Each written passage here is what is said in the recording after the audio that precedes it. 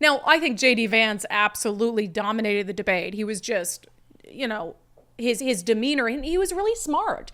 He was able to criticize, the Harris-Walz ticket without being an ass, frankly, without getting off topic, with being very deferential, which is very hard to do, and coming away looking like the nice guy just by getting his shots in. And he focused smartly a lot on Kamala Harris.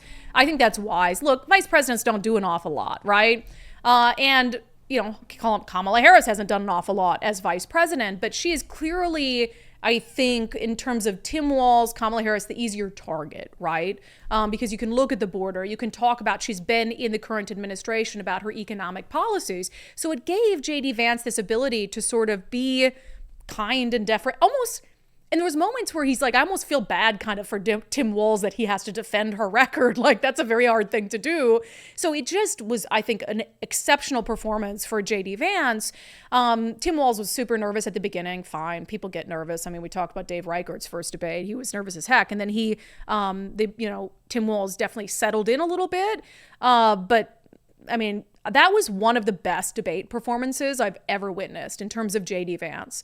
Like, I think he could have even been a little less nice in terms, been a little more forceful when it mattered. But for instance, he had a lot of self-deprecation when he talked about abortion. I think the way he talked about abortion was very, very smart in terms of saying, hey, Republicans need to do better on this issue. Clearly, there are a lot of Americans who are concerned about how we handle the issue of abortion. We need to communicate it more clearly. We need to understand their concerns more clearly and take them to heart. I thought his answer on that was fantastic as someone who is inclined to vote Republican, but is also pro-choice. So anyway, I thought he did a great job. But I want to focus on just a couple things. First, I want to discuss the housing issue, because housing was a big part of the debate. It's not the sexiest topic. So you don't often hear housing issues brought up because moderators want to focus on sort of these big ticket issues that are going to maybe cause like some moments in the debate and cause some back and forth.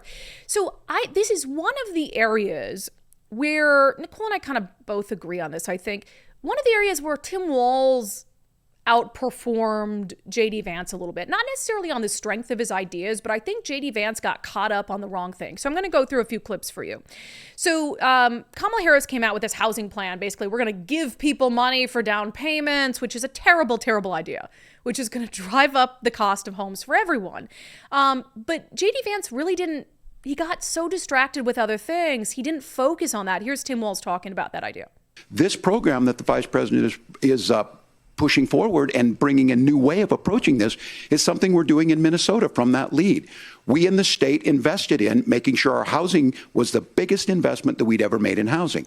It starts to make it easier. We cut some of the red tape. Local folks, look, we can't do it at the federal level, but local folks make it easier to build those homes. And then that down payment assistance. I can tell all of you out there, certainly for me, using the GI Bill was one thing, but a veteran's home loan, the big thing about a veteran's home loan is you don't have to pay the down payment.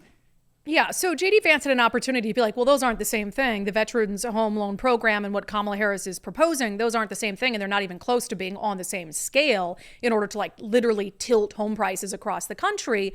And instead of focusing, like laser focused on what that would do to housing prices and explaining like from, on the supply and demand side, from an economic perspective, this is going to be disastrous for the middle class. He focused on these other kind of fringe things that I don't even think are really good ideas, like using more federal lands as space to build homes.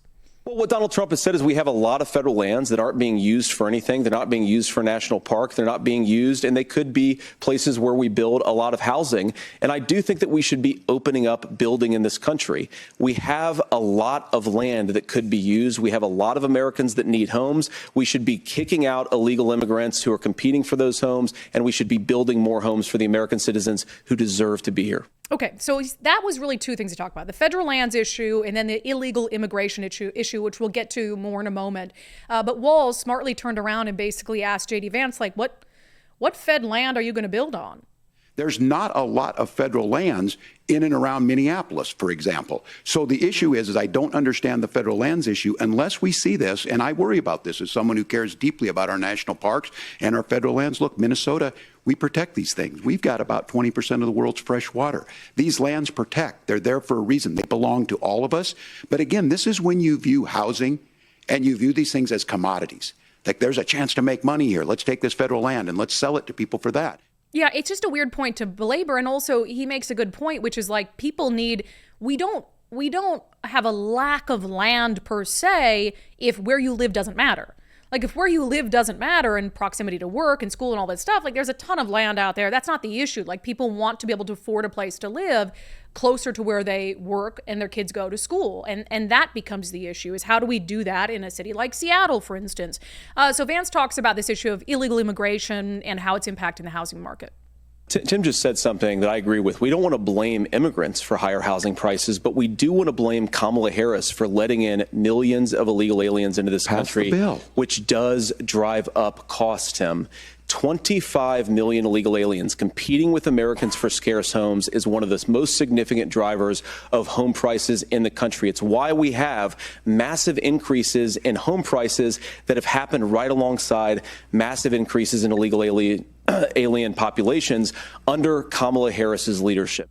And then the moderator turned around and asked him specifically what proof he has essentially that this is happening. What evidence do you have that migrants are part of this problem? Well, there's a Federal Reserve study that we're happy to share after the debate. We'll put it up on social media, actually, that really drills down on the connection between increased levels of migration, especially illegal immigration, and higher housing prices. Now, of course, Margaret, that's not the entire driver of higher housing prices. It's also the regulatory regime of Kamala Harris. Look, we are a country of builders. We're a country of doers. We're a country of explorers. But we increasingly have a federal administration that makes it harder to develop our resources, makes it harder to build things, and wants to throw people in jail for not doing everything exactly as Kamala Harris says they have to do.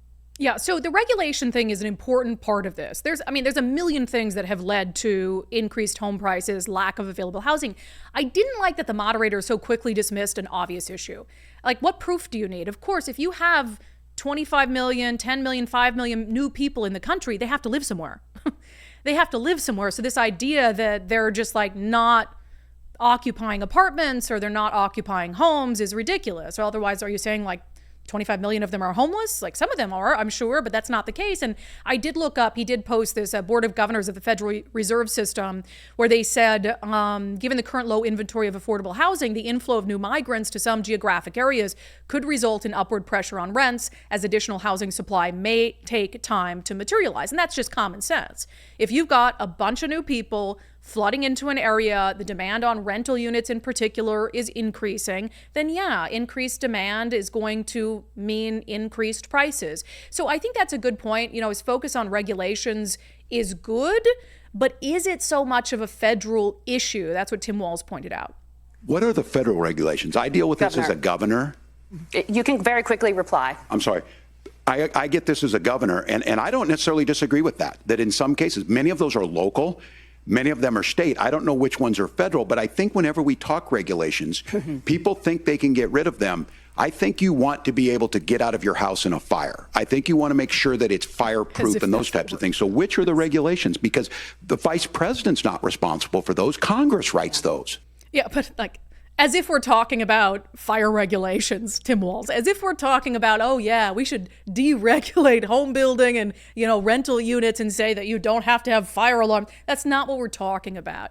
You know, in Washington State, he makes a good point though. A lot of these are local. A lot of them are at the state level, at the county level, at the municipal level, and they just pile on top of each other. You know, in our state, one of the issues that we've really had a problem with are the permitting delays. Like, you know, every month you have a permitting delay, you're adding tens of thousands of dollars onto the cost of building the home, and who is that passed on to? The person who's ultimately going to buy the home. And so this is an issue, but you know, the president and the vice president should absolutely be messaging on that, whether they have a direct impact on it or not. If you've got a Democratic president and vice president and they're telling Democratic states, look, you have to cut permitting issues. You have to cut regulation. People can't afford a home. You don't think Jay Inslee would bite and say, yeah, we're going to do that because they're telling us to do it. So that's absolutely an issue. But one of the biggest ones, this is the only one I think J.D. Vance really excelled on because it's impacting us here in Washington State. And that is the burden of energy and environmental regulations.